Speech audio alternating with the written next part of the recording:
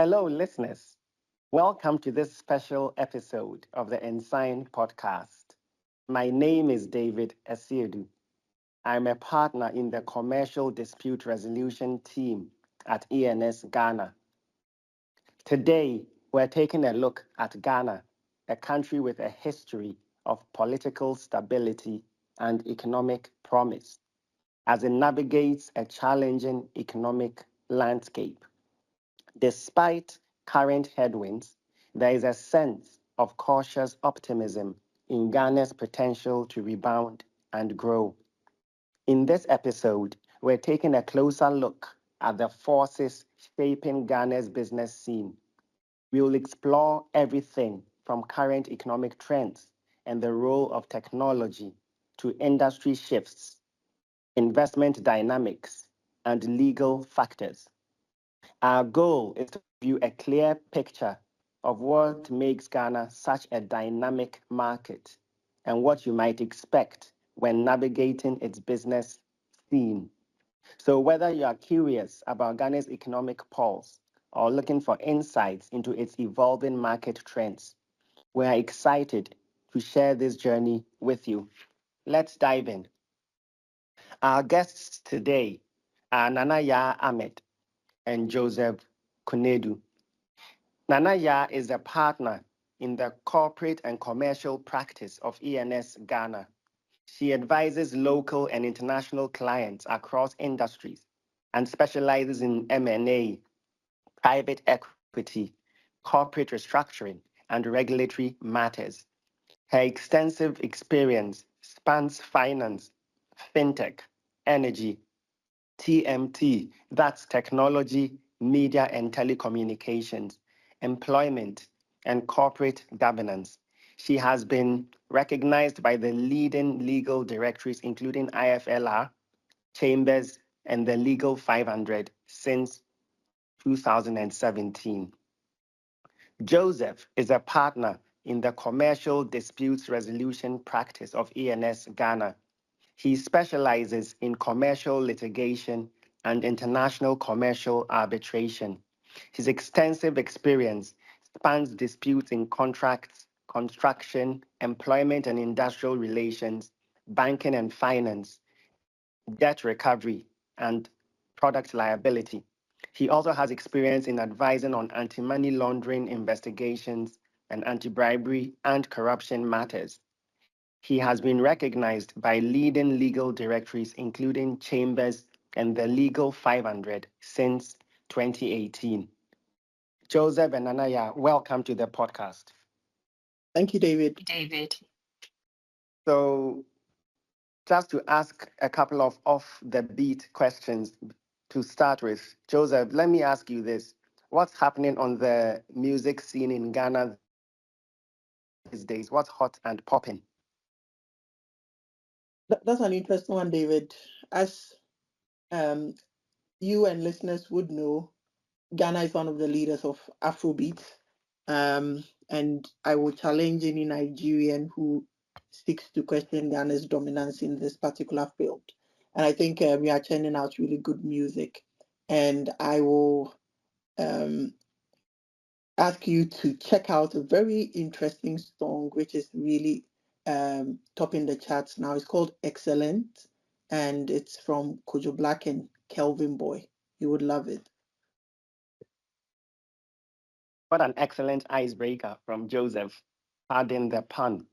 And Nanaya, what African literature have you read and loved in recent times, since you are always reading African literature? I don't know if you want me to go into it, but I'll just summarize it for you. It's a story of the transatlantic slave trade by Manu Hepstein. It's the unfortunate story of a girl called Nanzi or Ama, who was captured and sold into slavery during the transatlantic slavery era. It's a very well researched but very moving story. And I'll say this, I didn't like the feelings it's evoked in me. Funny thing is, I've told myself that I will only read books and watch movies that make me laugh these days because life is already too stressful. I don't know why I went to this book in the first place, but I thoroughly enjoyed it. I thoroughly enjoyed it, and I'll highly recommend it to anybody. Brilliant. Let's go straight to the main discussion then.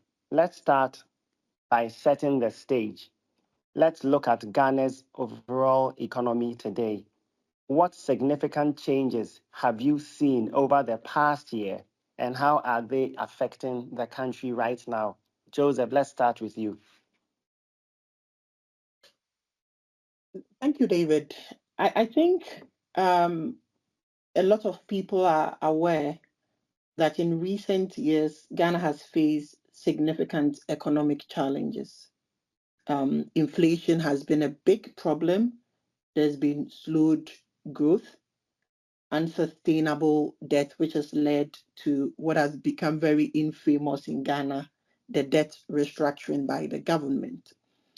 And obviously, these challenges would usually lead to challenges for businesses and investors too. And we've seen increase in production costs. We've seen cost of living go up. We've seen slow growth for businesses. Businesses are not expanding. And we've also actually seen some significant exits from the market. And Ghana's challenge with this economy has led Ghana to go to IMF for an extended credit facility. And through this program and other steps that have been taken by the government, we can see some improvement. Of course, naturally, a country like Ghana, even in the space of challenges, would show resilience. And so moving into toward the end of 2024 and moving into 2025, we've seen a slowdown of the main issues that are causing challenges for the economy. We've seen improvement in the debt situation. In fact, just a day ago, the government mentioned that they are going to make another payment of some of the debts that were restructured, which is a good sign. Inflation has slowed down, and actually we've seen growth improve. And so I think, as you mentioned in your introduction, there is cautious optimism, and I would say this is a very, very good time for investors to invest in Ghana as the economy picks up. And as we continue this conversation, maybe we can dive into specific areas where we see significant growth. Excellent, Joseph. That's what I call a clear snapshot of the economic landscape.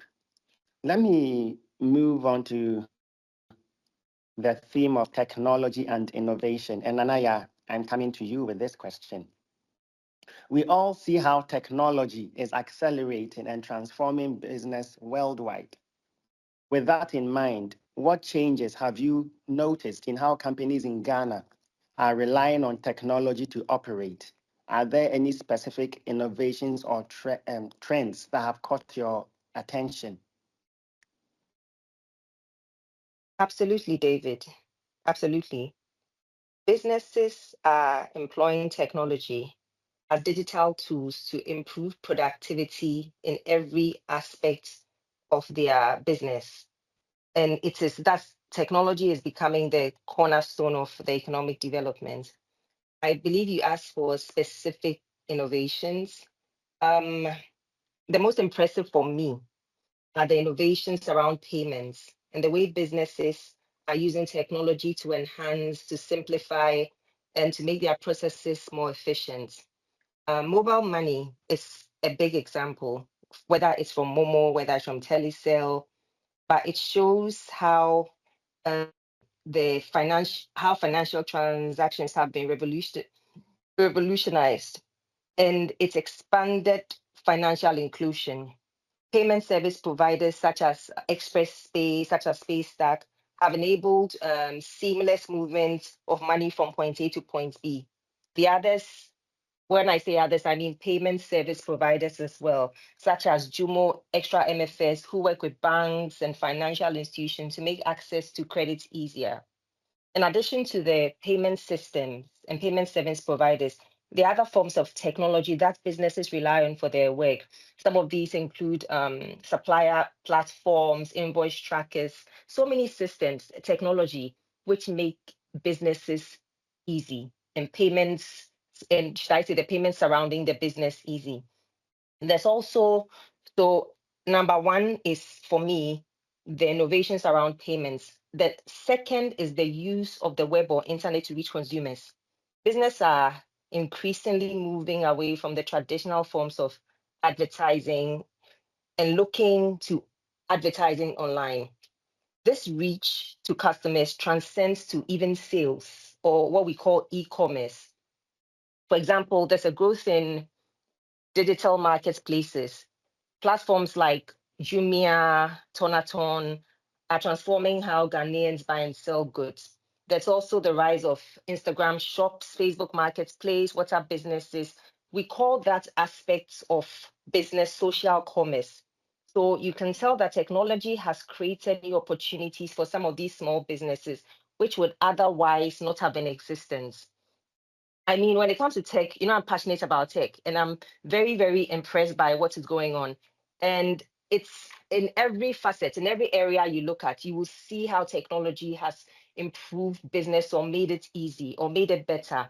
Okay. So I will even point you to, say, agriculture.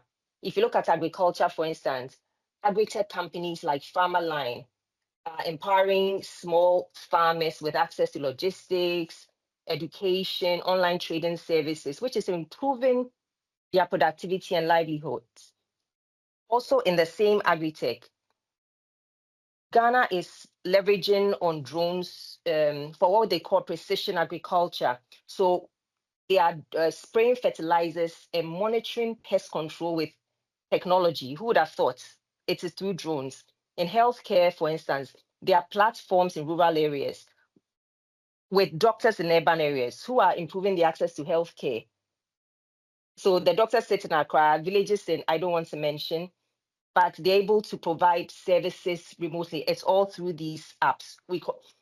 There's also a company, I forget the name, but it uses drones to supply vaccines and medical products to some of these remote, to some of these remote areas. So in fact, there are many, many. So what I'll say is investments in digital literacy, infrastructure, and collaboration between governments, private sector, educational institutions is very, very essential. And as legal professionals, we must stay ahead of the emerging trends to provide guidance on compliance, risk management, and innovation. As we know, technology always moves ahead of regulation. So we must be abreast with what is going on to be able to, should I say, advise our clients accurately. That's a whole lot of technology. If there is time towards the end, I'll ask you if businesses are using AI to your knowledge. But let me move on Okay. from technology and innovation to industry-specific trends. Joseph, I'm coming to you with this question. So some of Ghana's key sectors include mining, oil and gas, banking, construction, telecoms, fintech, agriculture, and agro-processing. Which industries do you feel are currently experiencing the most significant growth? And are there any emerging sectors that might surprise the listener?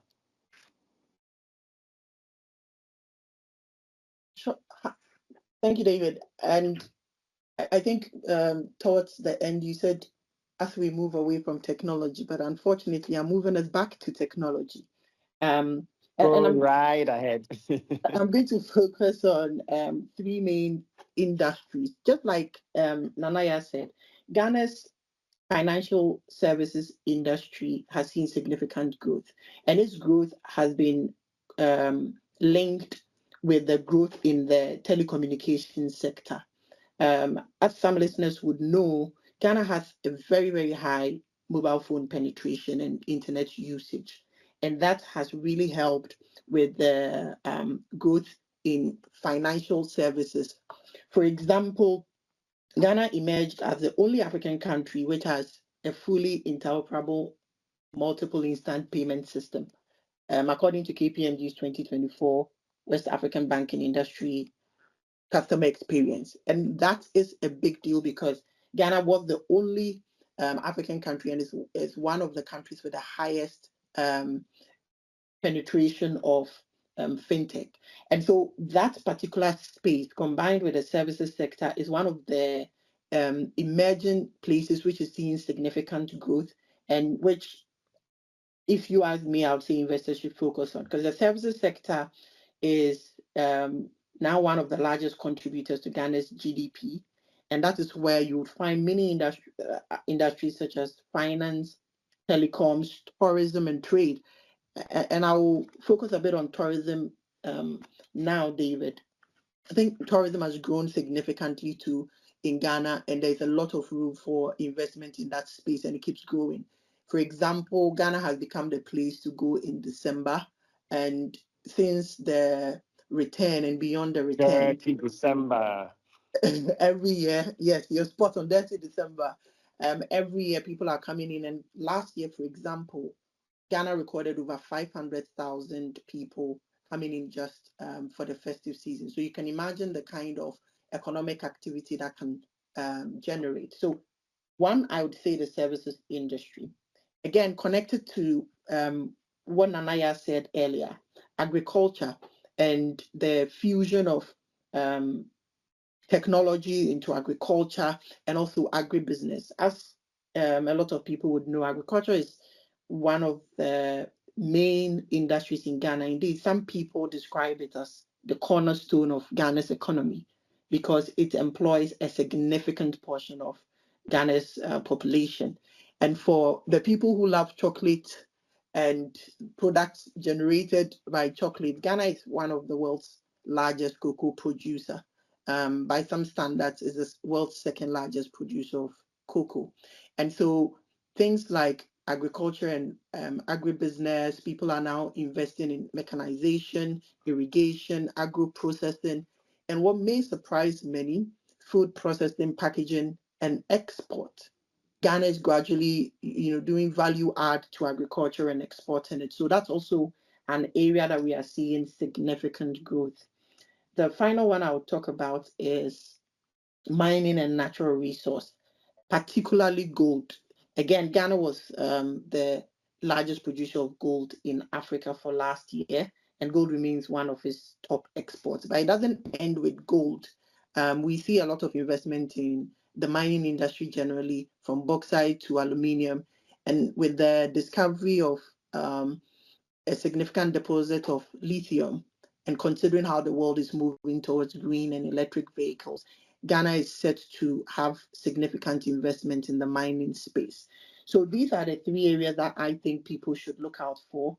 And particularly for e-commerce, like Nanaya mentioned, that is where I think a lot of people will be surprised the kind of contribution it would have for the GDP.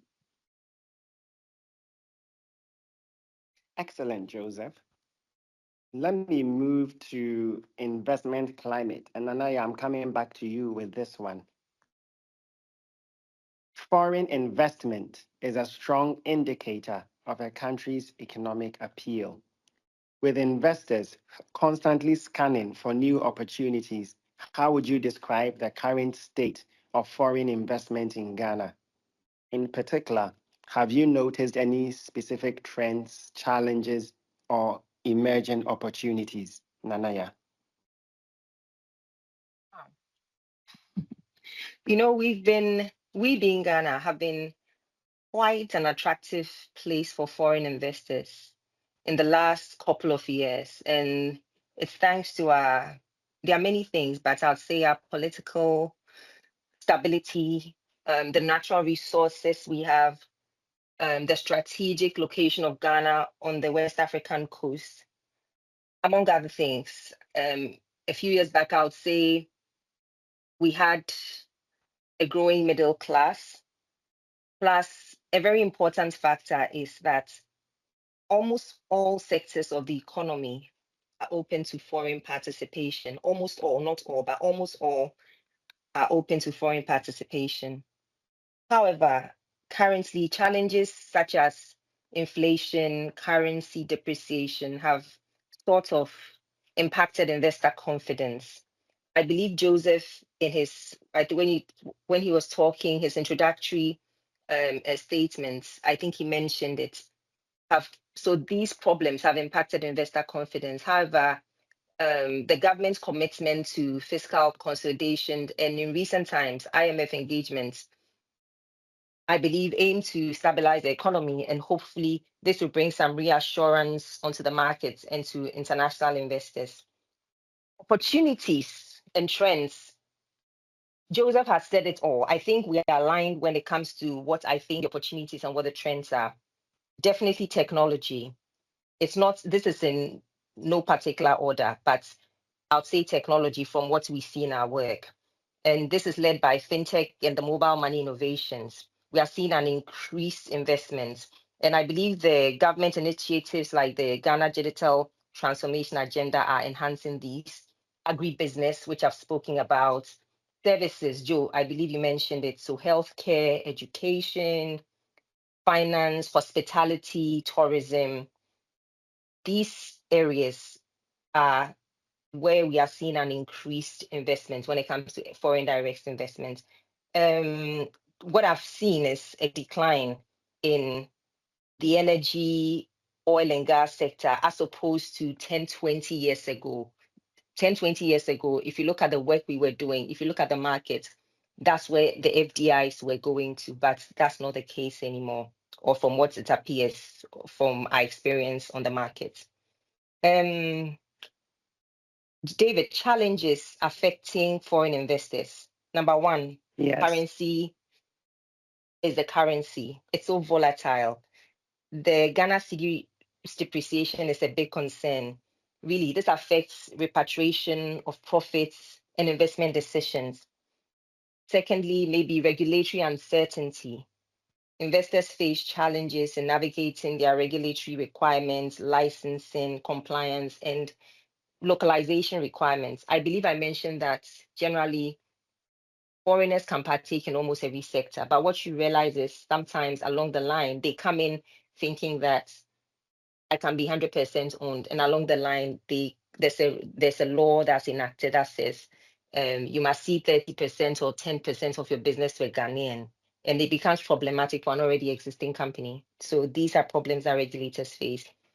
Thirdly, I'd say the high cost of borrowing. Interest rates remains high, making capital intensive projects more expensive for borrowers. So that's, I'd say, from our work and our experience on the markets, we see as investor difficulties. So difficulties that investors have. Outlook in the future, or for the future, again, I'll go to my digitalization transformation agenda. So I believe that this agenda with different policies will help, or should I say, I expect it to sustain investor confidence. And with the ongoing structural and fiscal reforms, we are likely to regain like a stronger FDI growth in the medium term, maybe shorter, hopefully, than even medium. And I know there's talk about the African Continental Free Trade Area, AFCA, which is supposed to position Ghana as a strategic hub for regional trade to boost investor interest. I'm not an AFCA expert, so I can't speak much about it, but I've read a lot of literature and it appears to be quite promising. So fingers crossed when it comes to AFCA. So I think from discussions and what's going on, we are on an upward trajectory. It's higher from here. It can get worse. Interesting. That's a lot of hustle and bustle in the Ghanaian economy to interest foreign investors. Absolutely. Yes. I'm going to go to legal considerations. And just in case there's a clever listener who has figured out the pattern of who I ask questions to, some clever listener with a name starting with a consonant, I'll stay with Nanaya. Nanaya, one can imagine. Oh, David, no breather for me. Okay. You take a breather after this one.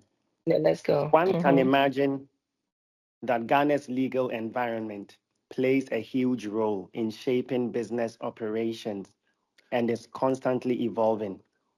The legal environment, that is.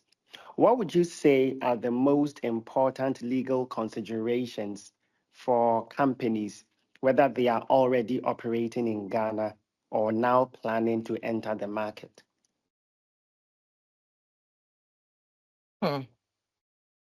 David, there are a lot of things. I will not run through all of them.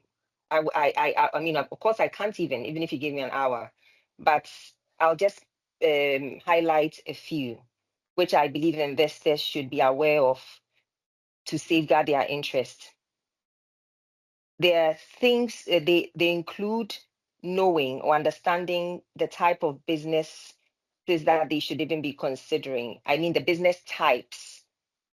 There are different kind of vehicles. There are different business vehicles that you can use in Ghana. So depending on the business, they should know the business type that they should be considering.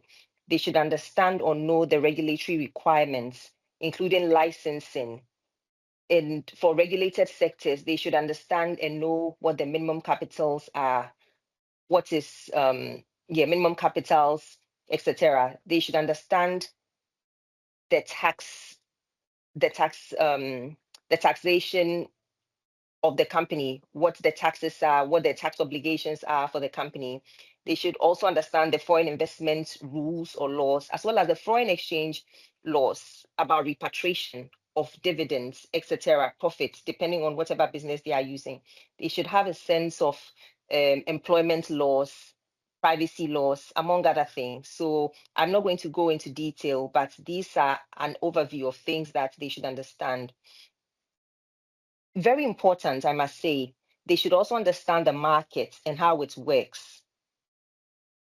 If I say this with a bit of caution, but if an investor intends to be here for the long haul, then when dealing with governments, they should avoid political exposure, as the tide could change at any moment, which could cause significant disruptions in their business. And this is very, very important for me. Probably my most important point. Please follow the straight and narrow. Don't take shortcuts. You must get the right advisors who can advise you on the do's and don'ts in respect of everything. So I've spoken about the regulatory requirements, taxes, business considerations, FI laws, but you can't do it on your own. Or it's better not to try to do it on your own. Get the right lawyers, get the right accountants, get the right tax advisors to make sure you are doing the right thing and you are guided accordingly. I think I'll summarize it in these. I was hoping to make it shorter, but it's not exactly too short, but with these short few sentences. So, Joseph, on future outlook, the question is, Ghana's business scene is changing with new tech, new consumer habits and rules. What trends do you see emerging in the future, and how might they affect companies? So David, before I directly answer this question, I'll give a few stats. And I think when Nanaya answered the question on investment climate, she spoke about some of the things we see happening in the future. One thing that a few pointers that listeners may want to know is that one, Ghana has a very young population, with a lot of the population in urban and peri-urban areas. That by itself should speak to investors and to businesses what they should be targeting. Secondly, we've already spoken about fintech, financial services, the penetration of financial services, and the telecommunication sector. For example, as at the start of 2024, Ghana had over 24 million internet users, and we had internet penetration of over 79%. And as at January 2024, we had over 7.5 million social media users and around 38 million cell phone connections, which is actually 113% of the total population. So that should tell businesses what the trend is looking like. A lot of things are moving online. E-commerce is on the rise. Consumers having access to the global market through the use of technology are becoming more sophisticated. standards that people are looking for are no longer local standards and are international standards. And so if I were to look into the crystal ball and to suggest what may be happening in our in Ghana and in the investment space, I would say businesses should be looking at digital advertisement, like Nanaya said, going directly to clients, the use of modern media. AI is becoming an extremely big thing in Ghana. And also people should be looking at generating products and services that would meet the needs of a young population. So in addition to the things Nanaya mentioned on the investment climate and how it is developing, these are some of the pointers that I think listeners should be looking at, especially if they intend to be investing in Ghana. Thank you, Joseph. And that's about a wrap.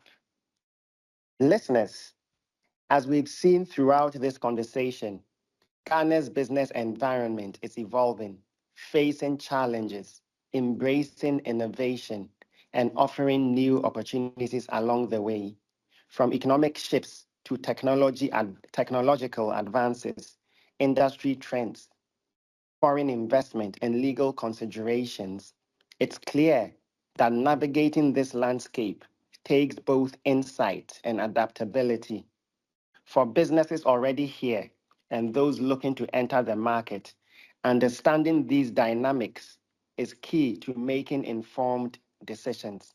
And of course, none of this happens without the professionals working behind the scenes, advising, strategizing, and ensuring businesses thrive even in uncertain times. Here, let me give a special shout out to all those in-house lawyers whose work often goes unnoticed, but who play a critical role in keeping companies compliant, resilient, and ready for the future. Listeners, thank you for joining us for this episode. We hope that it has given you valuable insights into Ghana's business climate. If you found this discussion helpful, be sure to subscribe and stay tuned for more conversations on the forces shaping business in Ghana today. Until next time, take care. Actually, before that, Joseph and Nanaya, thank you very much for what was a very exciting conversation on the business climate in Ghana. Thank you very much. Thank you, David. And listeners, until next time, take care. Bye.